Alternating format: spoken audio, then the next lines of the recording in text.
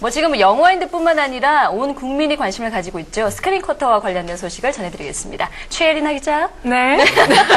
네, 최예린아 기자입니다. 네, 침 좀 닦으시고요. 자, 이제는 정신 차리고. 자, 아주 좀 중대한 그런 문학의 소식을 전해드려야 되는데요.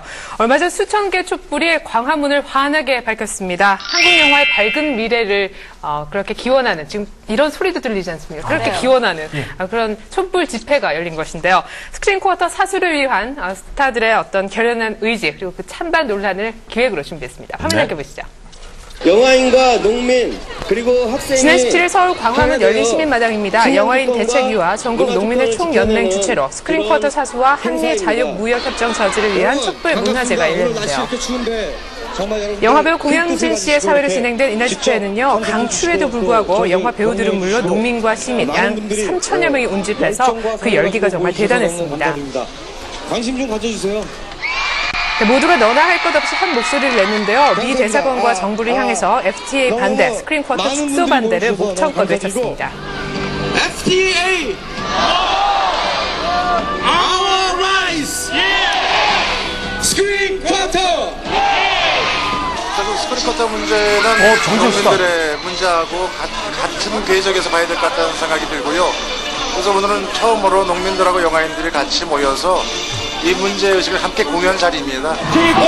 네, 이날 행사에는 영화배우 겸 가수 양동근 씨가 나와서 흥겨운 무대를 선사했는데요. 이를 지켜보는 영화배우 김혜수 씨, 그리고 전도연 씨. 표정이 그리 밝아 보이진 않죠?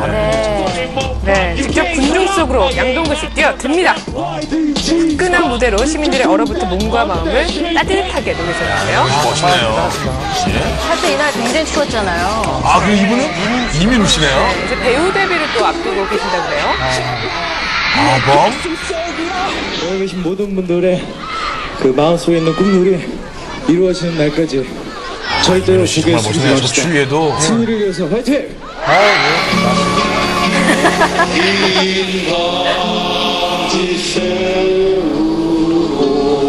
네, 영화 배우들 역시 무대에 올라서 아침 이슬을 합창하며 투쟁 의지를 결연히 다지는 모습이었습니다. 국민배우 안성기 씨, 그리고 최민식, 강혜정, 이준기, 전도연 씨, 김혜수 씨, 배두나 씨, 이병헌, 문근영 양까지 정말 한국의 내로라는 배우들이 한자리에 모두 모였습니다. 정말 많은 분들이 함께 하셨네요. 네, 이에 농민들과 시민들 역시 하나가 돼서 우리 쌀, 우리 영화 지키기에 아낌없는 지지를 보냈습니다. 네, 이처럼 스크린 쿼터 지키기 운동이 범시민적인 운동으로까지 커지게 된 이유. 네, 역시 스타들의 1인 시위 릴레이가 큰 역할을 하지 않았나 싶은데요. 그 때문인지 국민 여론도 많이 바뀌었다고 하죠. 교육적인 어떤 의미도 있지만 교리적인 의미가 많다는 것이죠. 어떤 그런 상징 같은 것들이 사라지면 결국은 실체 자체가 존재할 수가 없다는. 스크린 쿼터의 친구가 되어 주십시오. 세계의 태극기를 휘날리겠습니다. 스크린 쿼터만 있는 극장을 상상한다면 되게 잔인하지 않아요?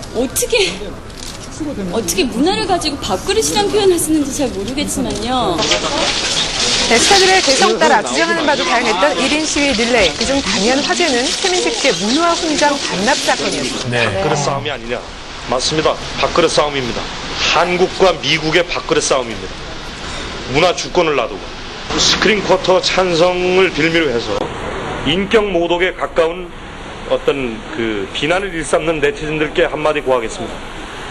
컴퓨터 안에 숨어 있지 말고 컴퓨터 바깥으로 뛰쳐나와서 진짜 무엇이 옳고 그른지 공개 토론을 이 자리에서 공식적으로 제안합니다. 네, 최민식 씨의 발언 이후에 영화계 내외에서는 스크린 쿼터에 대한 다양한 의견들이 나오게 됐습니다. 마치 스크린 쿼터가 한국 영화를 지키는 유일한 대책 또는 가장 효과적인 대책인 것처럼 이야기를 하고 있지만은 이 제도가 생기는 당시에 영화인들이 요구해서 만들어진 제도가 아니었습니다, 이게. 그건 정부의 필요에 따라서 인위적으로 정부가 선택한 제도였었거든요. 근데 어느 순간에 와서 마치 이 제도가 영화인들이 요구하고 얻어낸 유일한 어떤 또는 절대적인 가치가 있는 제도인 것처럼 평가를 하고 이것이 아니면 도저히 안 된다. 이렇게 얘기하는 것은 영화인들 입장에서 보더라도 저는 좀 잘 납득하기 어렵습니다. 그런 측면에서 본다 하더라도 여러 가지 상황을 종합하면은 한국 영화가 발전하고 성장한 부분은 결국 영화인들의 열정, 그 다음에 어떤 경쟁을 통해서 얻은 아주 힘들었지만은 어떤 값진 그 스스로의 노력을 통한 생존력 이런 것들이 어떤 큰 자산이 됐다고 봅니다. 스크린 쿼터만이 한국 영화를 성장시킨 것은 아닙니다. 사실은. 그렇지만 스크린 쿼터가 성장의 가장 강력한 장치였던 것은 부정할 수 없는 것입니다. 예를 들어서 지금 그 경쟁력을 이야기하고 한국 영화가 지금은 충분히 그 헐리우드 영화와 경쟁할 만하지 않느냐.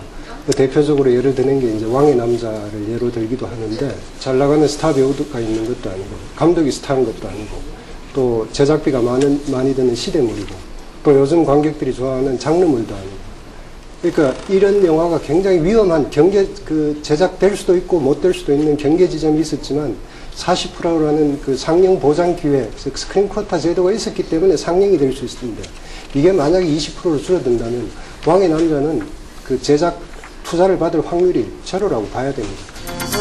네, 한편 지난 16일 남상감독협회에서 영화인 대책위원회의 기자회견이 열렸는데요. 잠시 영화계 내부에서 들려오는 자성의 목소리에도 주목할 필요가 있을 것 같습니다.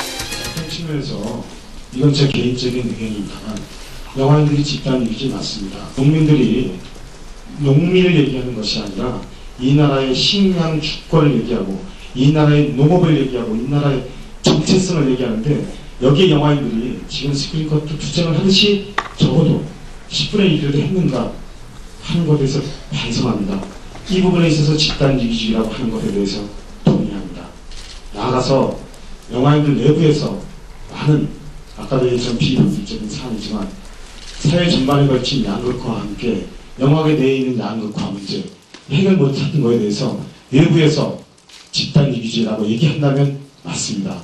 하지만 이 나라 경제 관료들이 한미 FTA를 해야 되는데 영화인들이 집단 이기주의라고 하는 것은 동의하지 않습니다.